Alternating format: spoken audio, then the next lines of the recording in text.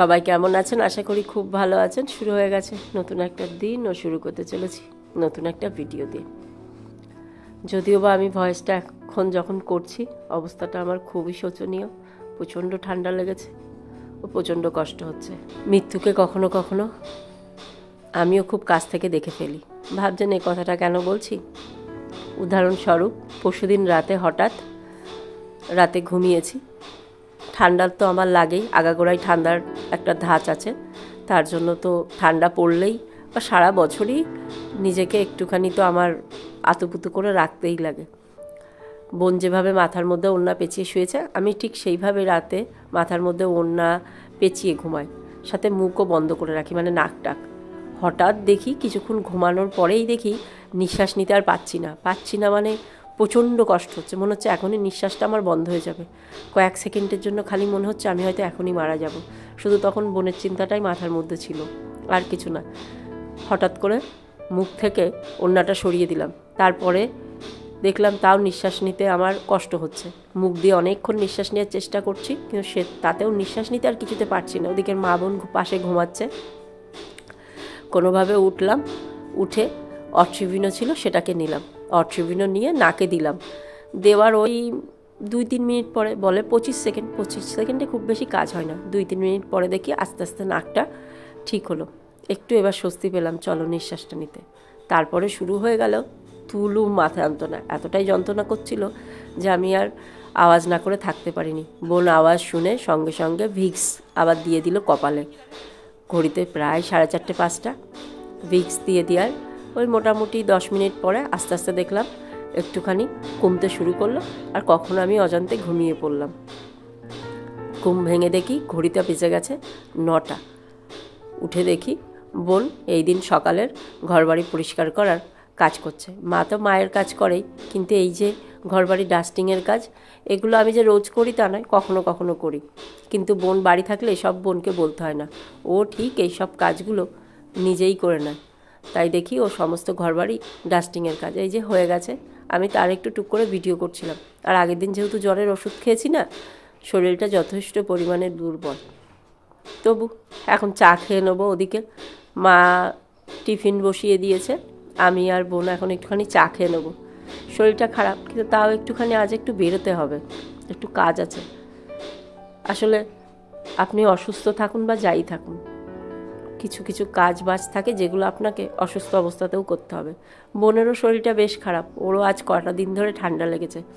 এই যে আমার মতন এতটা বাড়াবাড়ি ওর হয় না, কিন্তু ওরও খুব কষ্ট হয়। ঠান্ডা লাগলে কম বেশি সবারই কষ্ট হয়।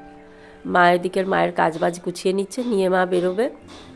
তার বোন ফোন ঘাটছে, আমি একটু বসে আছি। তারপরে এখন টিফিন খেতে বসে পড়েছি। টিফিন খেয়ে এখন বেরোবো দুই বোনে। একটুখানি বাজার যাওয়ার আছে, ঘরে এক ফোঁটা বাজার ছিল না। বাজার থেকে এসেছি, ঘড়িতে এখন বাজে প্রায় ওই 1:30। আজ একটু রান্না করব খারকোল পাতা বা ঘ্যাটকোল পাতা যা বলেন সেটা বাটা, আর একটু চাল কুমড়ো এমনি তরকারি। একটা সময় ছিল চাল কুমড়ো শুধুমাত্র নারকোল দিয়ে খেতেই ভালো লাগতো, কিন্তু তারপরে আদা পেঁয়াজ না সরি জিরে বাটা ধনে গুঁড়ো দিয়ে করার পর থেকে না এখন এইভাবে খেতে খুব ভালো লাগে। হ্যাঁ রে, কত কাজের মেয়ে। আমি তো অকাজেরই, সেটা তুই জানিস। তোর দিদি বিশাল বড় বড় সার্টিফিকেট পেয়েছে জীবনে। এ সব সার্টিফিকেট কি আর খাতায় কলমে থাকে? না না না, ঠান্ডা এখনো সেইভাবে পড়েনি, কিন্তু আমাদের জল গরম দেওয়া শুরু হয়ে গেছে, কারণ এই জল গরম ছাড়া একদমই খেতে পাচ্ছি না। আর পাখিগুলো ইদানিং খুব দুষ্টুমি করছে। ঘরের মধ্যে মা ঘরবাড়ি সব মুছে গেছে, তারপরে হয় ওই অ্যাজবেস্টারের ফাঁক বা জানলা দিয়ে এসে পটি করছে। ঘরে জামা কাপড়ও মেলা থাকে, কি জ্বালা বলুন। টেবিলেও চলে আসছে, এসে পটি করে চলে যাচ্ছে।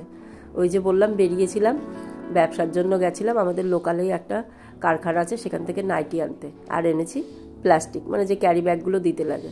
ঠান্ডা পড়ে গেছে, তাই এখন শীতের নাইটি তোলা শুরু হয়ে গেছে। সব রকমের নাইটি 12 মাসই আসে, কিন্তু শীতের নাইটিটা তো আর সব সময় আসে না, সেটা শুধুমাত্র ঠান্ডা পড়লেই আসে।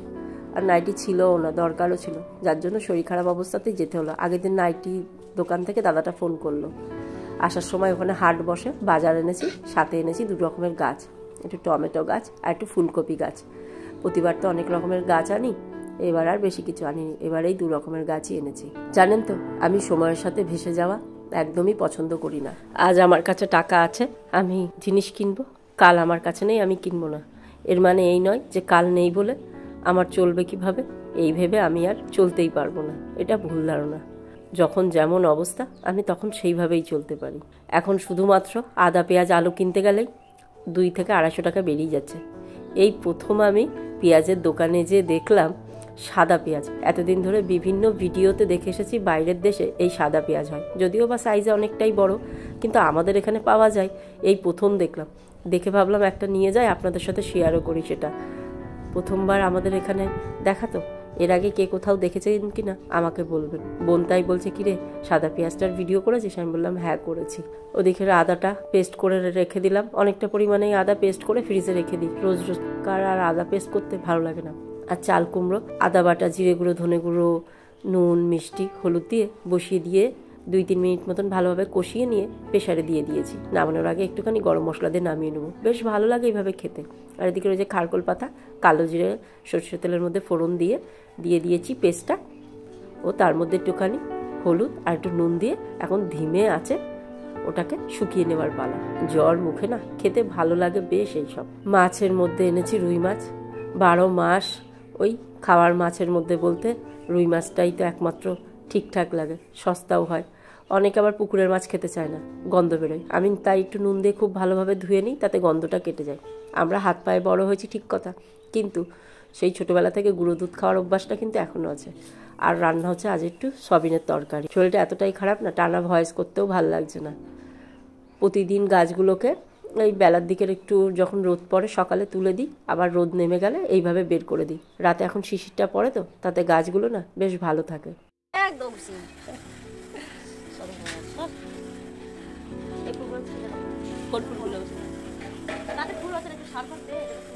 গাছে ফুল হতে গেলে শুধু সার নয়, ওখানে অনেক খাটনি আছে। এখন নিচে দেখছিস, গোড়া দেখছিস না, গোড়াতে মাটি দিতে হবে। গোড়াতে আগে মাটি দিতে হবে, মাটি দিয়ে তারপরে ওই গোড়ার মধ্যে সার দিয়ে দিতে হবে। মাটি ওই যে সার দিচ্ছি না, সার চলে যাচ্ছে এদিক ওদিক। সার কোথায় করবো ওখানে? গোড়াতে আগে সবার প্রথম মাটি দিতে হবে, মাটি দিয়ে তারপরে করতে হবে। আজকে 9টা অবধি ঘুমিয়েছি, কালকে সারা রাত ঘুমাইনি।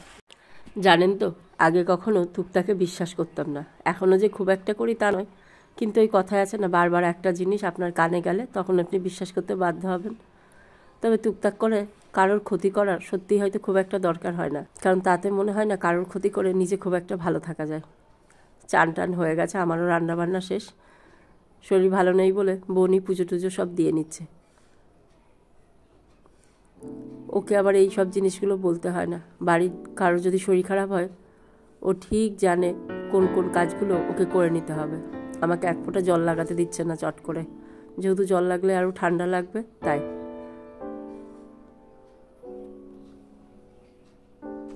কয়লাকে কি আর দেখা যায়? এদিকের ঘর না নে দেখ, আমার থেকে তোকে বেশি চকচক করছে।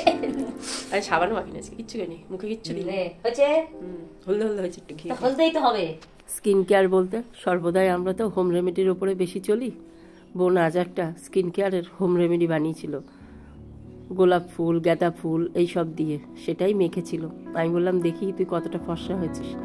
দেখলাম বেশ ভালোই হয়েছে, খারাপ লাগছে না, হালকা একটা হলদে আভা এসেছে।